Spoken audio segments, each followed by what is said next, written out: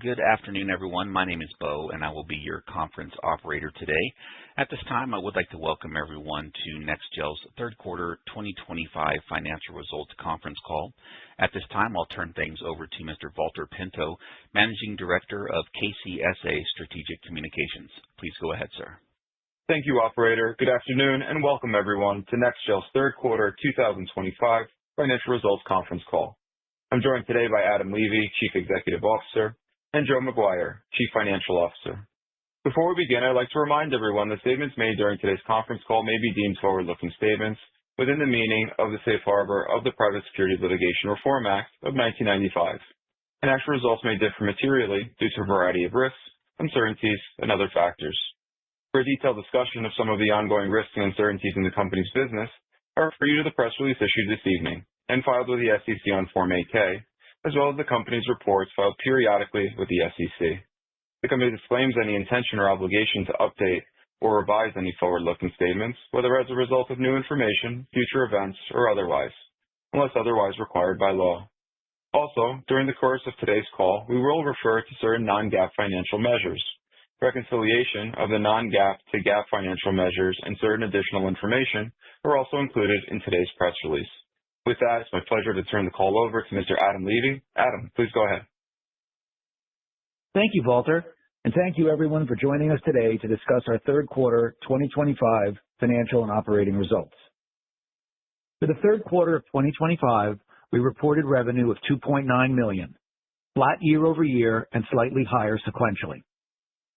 While our revenue remained steady during both periods, gross profit margins improved year over year, coming in again in the low 40s for the third quarter, and our adjusted EBITDA loss trend continued to narrow sequentially from a loss of $500,000 in Q1 to $419,000 in Q2, and now in Q3 to $354,000.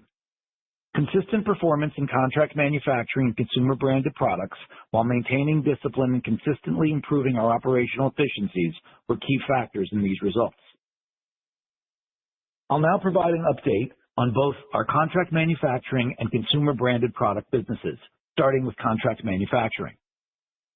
This segment of business has played a pivotal role in our growth, led by increased demand from existing customers as well as the successful onboarding of several new global corporations. For the third quarter, contract manufacturing revenue totaled $907,000, a slight increase year over year and sequentially. Our performance in contract manufacturing is led by our ongoing relationship with Cintas, which remains strong, and our Silver Seal product continuing to be included in their wound care kits and cabinets for businesses throughout the country. We began shipping initial orders to Cintas in Q4 of last year, and reorders for deliveries have continued each subsequent quarter and remain strong and steady. This partnership reflects the consistent value our advanced hydrogel technology brings to Cintas' customers and underscores our commitment to long-term recurring commercial relationships. The Institutional Review Board study conducted under FDA guidelines and funded by our partner Innovative Optics is complete, and we are waiting on final data to be published. This 30-patient clinical trial evaluated the use of our hydrogels when applied prior to laser hair removal treatments. The primary goal of the study was to assess its efficacy in reducing the release of carcinogenic plume during these procedures. We have been in contact with the journal and do expect publication before year-end. As many of you know, in May we signed an agreement with iRhythm, a publicly listed company on the NASDAQ, and a leading digital healthcare company that creates trusted solutions that detect, predict, and prevent disease, to supply our hydrogels as part of their Zio ECG heart monitoring system. Zio is a single-use ECG heart monitor that provides a continuous single-channel recording for up to 14 days. The monitor is worn on the patient's upper left chest, and it features NEXGEL's advanced hydrogel. After the conclusion of the 14-day monitoring period, the patient simply removes the device and mails it back to iRhythm for analysis. We anticipate iRhythm's first direct orders from us this quarter. The integration of our hydrogels into iRhythm's Zio heart monitor showcases another impactful application for our skin-friendly, dermatologically safe technology. We look forward to growing this relationship as iRhythm scales their product. There are many other opportunities we are actively pursuing. Our new customer pipeline remains robust, with several of them now approaching launch. We expect contract manufacturing and white label to continue being a major driver of our expansion and success moving forward. Turning our attention to our consumer products segment, revenue remained stable year over year and sequentially. During the quarter, there were some unforeseen logistical delays that affected the movement of inventory, which delayed some of our product launches until late September. These have all been resolved, and we anticipate a very strong fourth quarter, including these new products. In late Q2, heading into Q3, we began to see strong performance from the first of Silly George's new product launches we previewed earlier this year. In addition to the continued growth of our core lash offerings, we introduced an expanded beauty line of 5 new shades of lip gloss. While we only launched our new lip gloss in very late September, the launch has gone well so far, and we are looking forward to seeing how this product does as we head into the holiday season, along with our other new product offerings.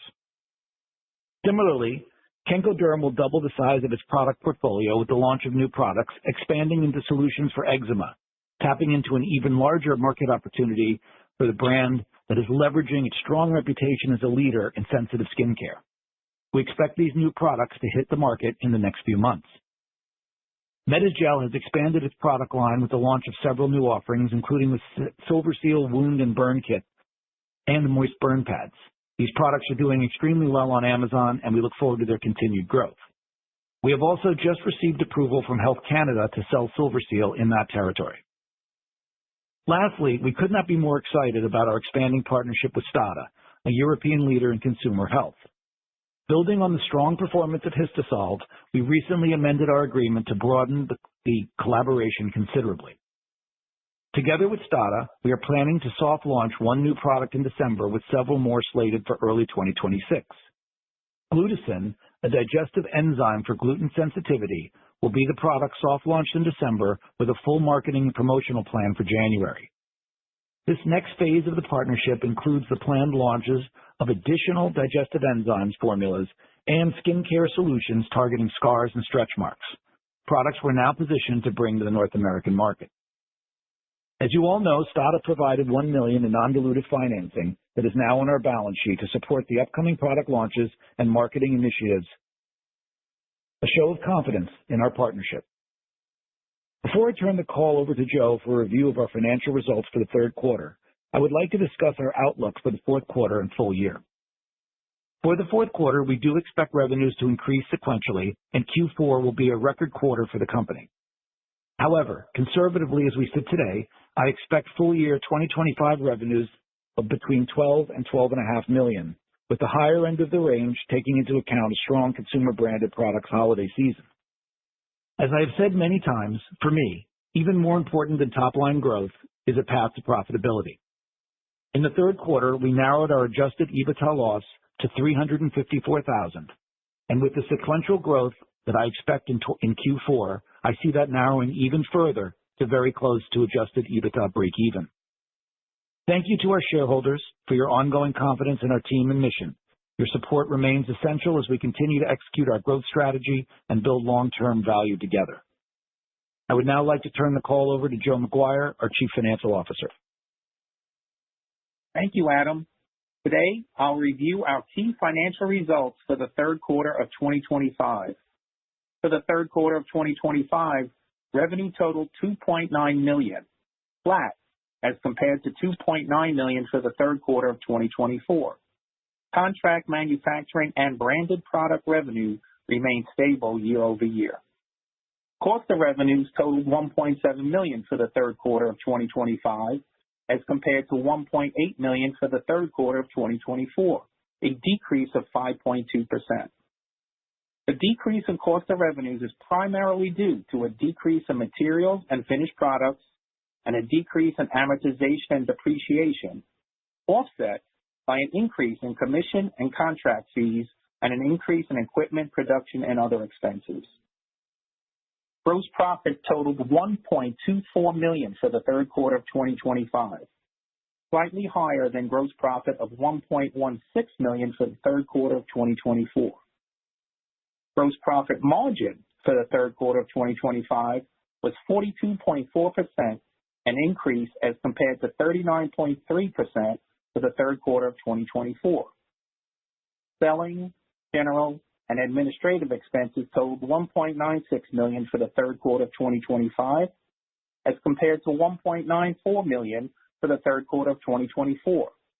The slight increase year over year is primarily attributable to increased compensation and benefits, share-based compensation, and professional and consulting fees, offset by a decrease in advertising, marketing, and Amazon fees. EBITDA loss, a non-GAAP financial measure, totaled negative $550,000 compared to negative $533,000 for the second quarter of 2025 and negative $577,000 for the first quarter of 2025.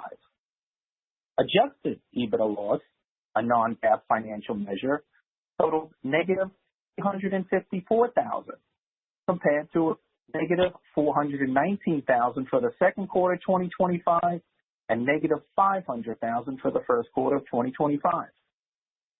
Net loss attributable to NEXGEL stockholders for the third quarter of 2025 was $653,000, as compared to a net loss of $693,000 for the third quarter of 2024. As of September 30th, 2025, the company held a cash balance of approximately $938,000 and a restricted cash balance of $920,000 related to receiving $1 million in non-dilutive capital from STADA to support upcoming product launches and marketing efforts.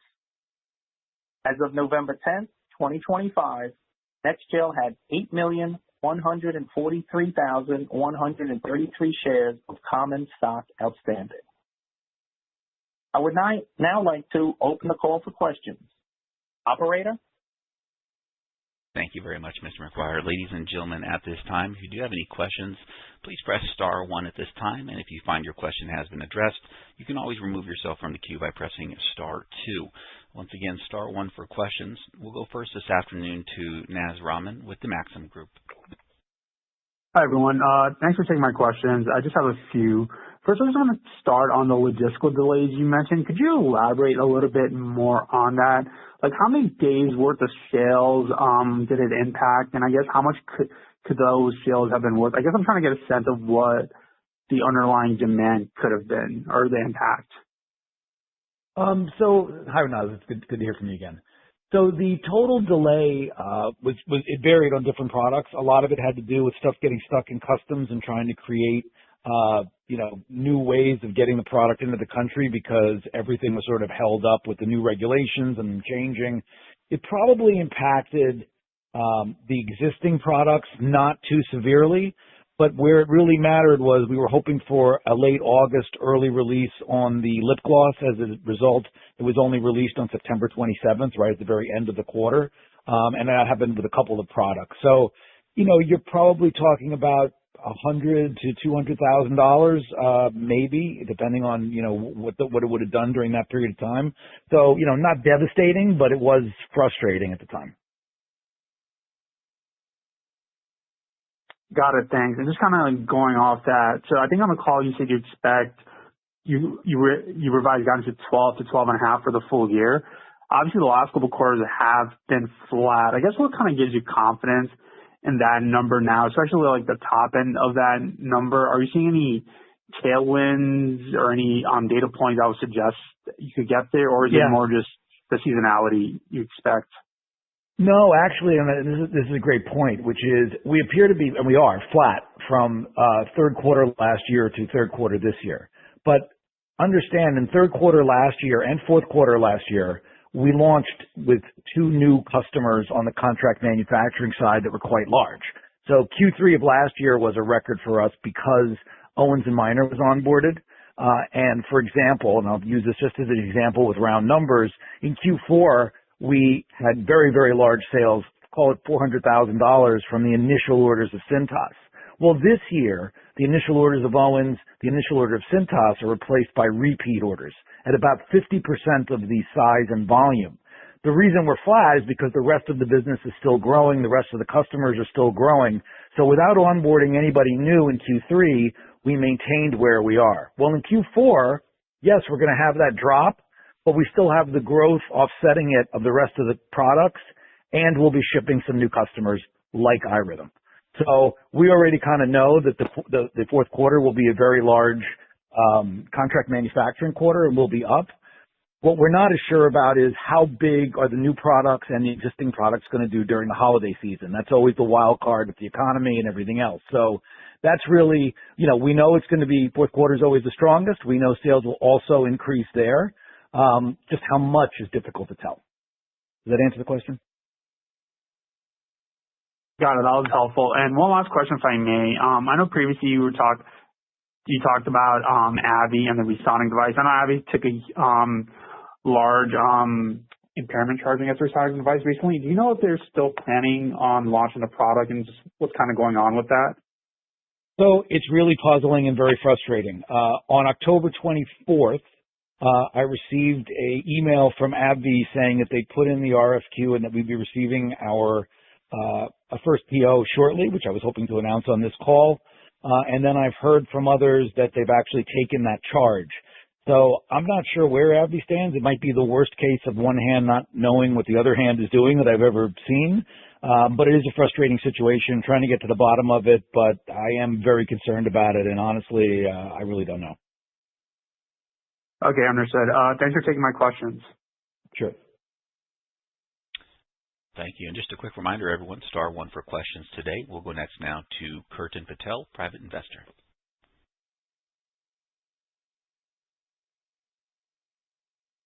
Yes, hi. Hello? So what is the current order book like from the contract manufacturing side? So it's strong. I don't want to get into too much details as to what it is, but all of the existing customers continue to order. We're seeing growth, along the CAGRs of their growth of their medical devices across the entire segment. We've got a pretty robust and full pipeline of potential new customers, some of whom will be onboarding this quarter, next quarter. So we're very bullish on how our contract manufacturing is going to grow over the next 2 or 3 quarters at least. We have visibility that far out. Got it. And you still have a strong cash position to be able to fulfill that orders? Yes. Yeah. And contract manufacturing orders are something that we do very well. We've built our inventory dramatically on both the consumer product side and on the raw material side for the contract manufacturing in Q3. So now Q4 is where we start to recoup some of that money, reduce that receivable somewhat, reduce that inventory somewhat by shipping the products and then collect the receivable. So Q4 has generally been a very strong, cash sort of position for us because you do get all of those direct-to-consumer sales that you get paid very, very quickly. And we have built inventory for what we think will be a very strong quarter. So as we move through that inventory, that'll help our cash position even further. Got it. And from your last quarter, are you still expecting to achieve a positive EBITDA by end of the year, or has that changed? Yeah, we think so. If not, it's going to be super close.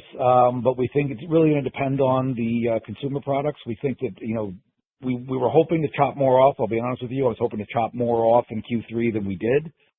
But with what we see coming as a very strong fourth quarter in contract, as well as if we can get a very good quarter in terms of consumer products in Q4, I think we have a chance to get there. We'll see.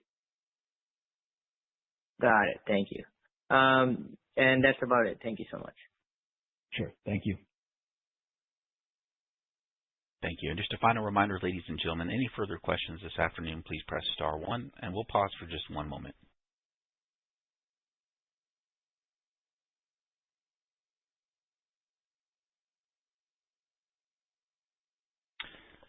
And gentlemen, it appears we have no further questions this afternoon, so that will bring us to the conclusion of today's NEXGEL third quarter 2025 financial results call. We'd like to thank everyone for joining us this afternoon and wish you all a great remainder of your day.